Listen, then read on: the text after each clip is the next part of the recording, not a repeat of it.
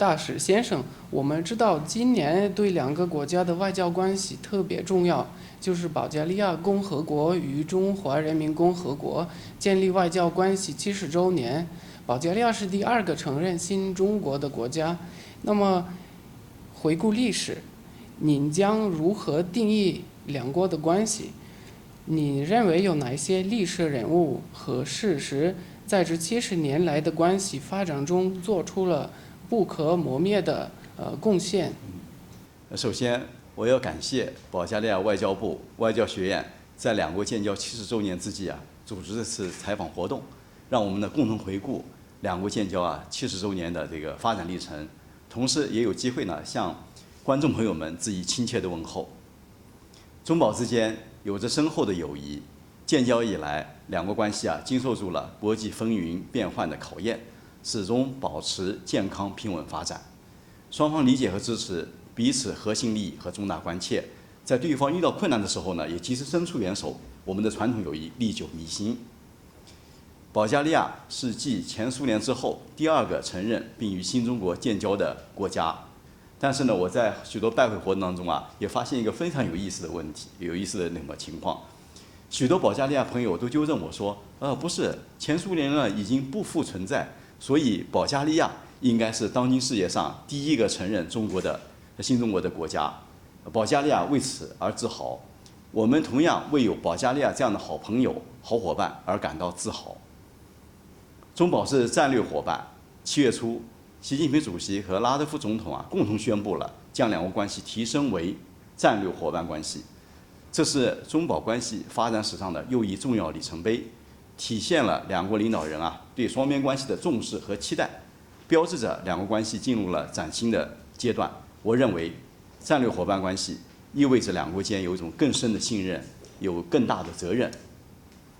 在建交70年的历程当中，中保两国领导人为两国关系的不断深化付出了心血，两国人民为此做出了巨大的努力，同时呢，也取得了非常丰硕的成果。前天我出席了在保加利亚国民议会举办的这个中保建交70周年的文献展，看到了不少具有代表性的珍贵的图片和文献，他们展示了不同阶段一些重要的历史性的时刻。我想呢，我们从事中保关系工作的每一个人既是双边关系的见证者，同时呢又是书写者。我们这一代人都记得保加利亚与中国革命事业的渊源，我们也不会忘记在新中国成立之初，友好的保加利亚人民给予我们的无私帮助。所以我想，我们应该以建交70周年和两国关系提升为战略伙伴关系这个为重要契机，共同努力落实好两国领导人达成的重要共识，在“一带一路”倡议和17+1合作框架下面呢，推动各领域务实合作不断前进，不断取得新的成果，更好造福两国人民。您如何定义保加利亚与中国关系发展的现状和前景？你认为在双方关系中有哪一些尚未开发的，可以加深和发展两国关系的潜力？目前中保关系处于历史最高水平，两国友好关系的政治和民意基础牢固，双边贸易呢保持了很好的增长势头，然后在基础设施建设、能源等领域的合作也取得积极的进展，人文交流不断的深化。相较于良好的政治关系，两国各领域务实合作呢还有很大的潜力，我认为呢也有广阔的前景。中保两国经济各有优势，在比如说经贸、投资、农业等领域合作呢颇具特色，中方愿意保方的共同努力，继续拓展务实合作的领域和规模，特别是要推动大项目务实合作取得突破。保加利亚是欧盟重要的成员，中国和欧盟都是经济全球化的积极参与者和坚定的支持者，我们共同维护多边主义，维护以联合国为核心的国际体系，维护以世界贸易组织为核心的多边贸易体制，反对单边主义和保护主义，维持和发展开放型世界经济呢，符合双方的共同利益。我们也相信保加利亚会在欧盟当中继续发挥积极作用。您曾在不同国家从事过外交工作，您最近在保加利亚开始了您的大使任期。请问，在您的大使任期开始之前，您对我们在生活方式、传统人情方面的期望是什么？您来到保加利亚之后，对我们的国家和人民是怎么看的呢？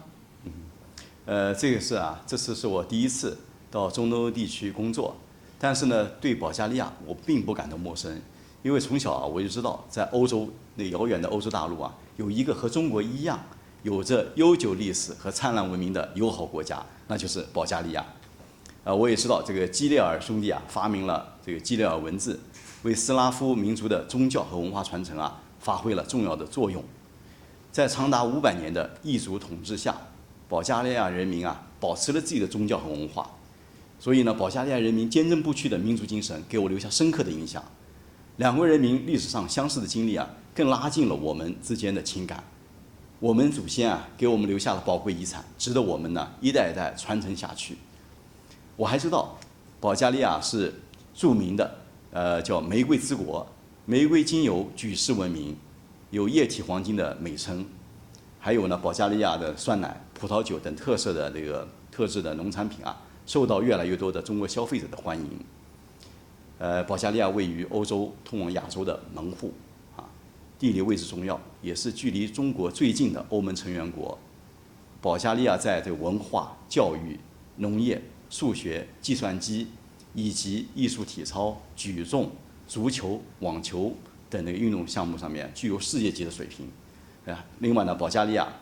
还是那个非常重要，还是那个“一带一路”倡议和17+1合作的重要参与者。如果我们把这些点都串联在一起，就可以发现，我们双方在这“一带一路”和17+1的框架下面有许多潜在的合作领域可以共同推进。